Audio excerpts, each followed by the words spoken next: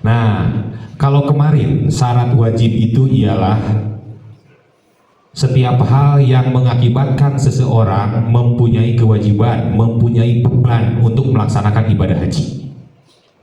Tatkala syarat itu tidak terpenuhi, maka orang tersebut terbebas dari kewajiban yang membebaninya untuk melaksanakan ibadah haji. Dan tentu wajib haji bagi orang-orang yang tidak memenuhi syarat wajib, gitu ya. Nah, sekarang kita akan memasuki syarat sah. Kalau ini mah masuk ke teknis. Akan tetapi tentu saja yang namanya syarat itu ialah perbuatan yang harus kita penuhi sebelum pelaksanaan haji. Artinya syarat sah ini berkaitan erat, berkaitan langsung dengan hajinya. Akan tetapi jika tidak memenuhi persyaratan, otomatis hajinya tidak sah. Baik, supaya tidak bingung kita akan membahas satu persatu. Syarat sah haji yang pertama ialah muslim. Syarat wajib yang kemarin yang pertama muslim. Syarat sah juga yang pertama adalah muslim. Jadi status seseorang muslim itu ialah status mutlak, persyaratan mutlak setiap apapun dalam hal peribadahan, baik kewajiban atau diwajibkan bagi dirinya yang namanya syarat wajib, atau kesahan suatu perbuatan. Jika ada non-muslim yang melaksanakan sebuah amal ibadah, sebuah pekerjaan yang dimasukkan dalam kategori amal ibadah, perbuatan baik, amal solih, amal soleh, jika dia bukan muslim, dalam artian dia non-muslim, maka pekerjaannya tidak sah. Jika tidak sah, berarti dia hanya mendapatkan nilai hanya di dunia saja, tidak di akhirat, tidak sampai. Sekali lagi, ini konteksnya konteks normatif. Jadi sebuah keilmuan itu yang dibahas pasti konteksnya normatif. Normatif teh normalna, aturanna seperti itu. Kalau yang bukan normatifnya tentu itu hak prerogatif Allah. Gitu. Nah, secara normatif hukumnya tidak sah seorang non-muslim melaksanakan perbuatan apapun, perbuatan ibadah apapun, baik itu sholat, puasa, zakat, munggah haji, atau melakukan kebaikan apapun, dalam hukum agama tidak sah. Yang namanya tidak sah itu berarti pekerjaannya itu sia-sia, tidak bernilai. Bukan berarti pekerjaannya tidak ada, pekerjaannya ada, akan tetapi tidak bernilai. Nah, itu yang pertama. Yang kedua adalah tamyiz. Ini syarat sah, bukan syarat wajib. Kalau syarat wajib kemarin apa yang kedua? Baligh, sudah mencapai usia dewasa. Kalau perempuan, khusus perempuan ialah keluar haid atau mengalami menstruasi bagi anak di atas usia 9 tahun. Kalau untuk anak laki-laki dan perempuan, artinya umum, baligh itu ialah yang pertama bisa berusia 15 tahun atau keluar air mani, mengalami ejakulasi keluar air mani melalui mimpi atau di luar mimpi tentu saja. Nah, tetap kalau keluar air mani baligh walaupun usianya di bawah 15 tahun, tapi harus di atas 9 tahun. Nah, itu 3 ciri itu kalau baligh. Dari mulai situ dia mempunyai beban kewajiban untuk menjalankan seluruh syariat.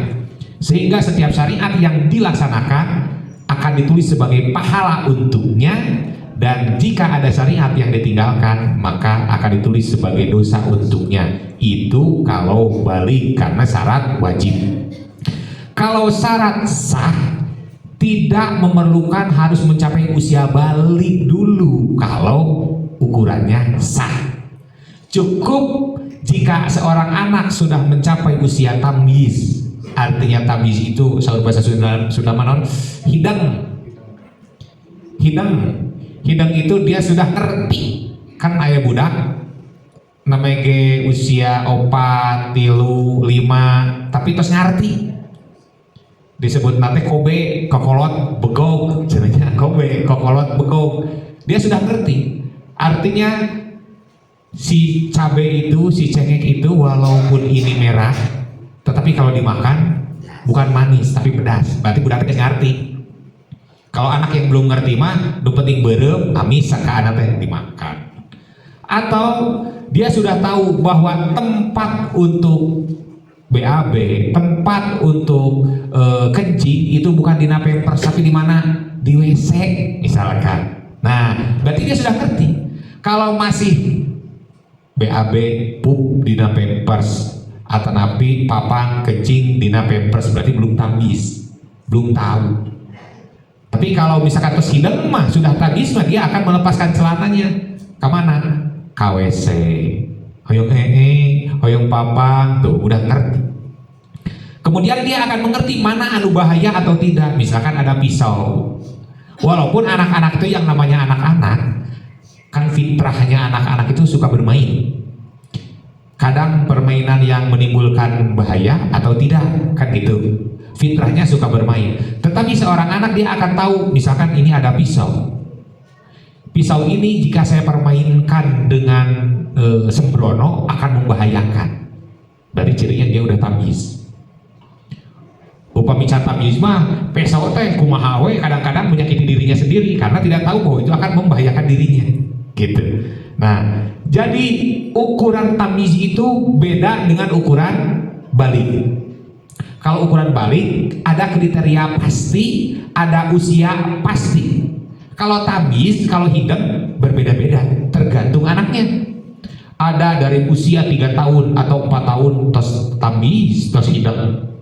Ada masih usia 6 tahun belum tamis juga ada. Jadi kalau tamis mah sesuatu hal yang ukurannya itu bukan usia, akan tetapi namanya juga hidung ya. Namanya juga hidung. Jadi ukurannya itu ialah attitude-nya atau habitnya atau perilakunya. Perilakunya menyerap informasi dan kejadian yang ia rasakan atau ia dengar atau ia lihat, kemudian mengakibatkan ia mempunyai penilaian. Oh ini baik, ini buruk. Oh ini bahaya, ini tidak. Oh jangan di sini, harus di sini. Itu tamis. Nah, anak di usia tamis yang melakukan ibadah haji dan tentu saja rukun syaratnya terpenuhi, maka hajinya sah. Hajinya sah. Jika hajinya sah berarti dia mendapatkan poin, mendapatkan nilai, mendapatkan pahala. Untuk siapa? Tentu saja tabungan untuk orang tuanya dan kebiasaan membiasakan diri untuk si anak tersebut. Si anak tersebut karena belum balik, dia belum punya catatan amal. Sebaik apapun anak itu, dia belum punya catatannya, belum punya rekeningnya. Walaupun dia punya uang, dia belum punya rekeningnya, harus dititipkan di rekening orang tua, misalkan seperti itu. Nah, anak yang belum balik tapi sudah tamis, kemudian melaksanakan ibadah sholat, haji atau puasa, sah. Pahalanya untuk siapa? Untuk orang tua, buruh bagi orang tua yang telah membimbingnya, gitu.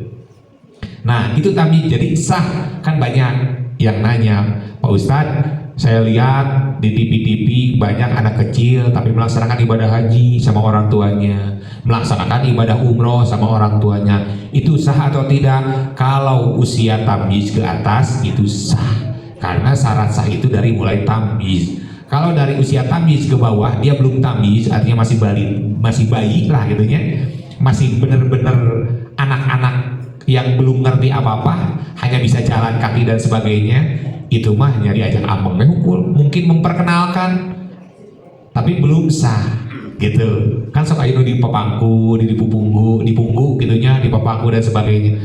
Boleh nggak? Boleh. Mau bawa anak? Boleh. Akan tetapi tentu saja kalau sah itu ukurannya harus dari tamyiz.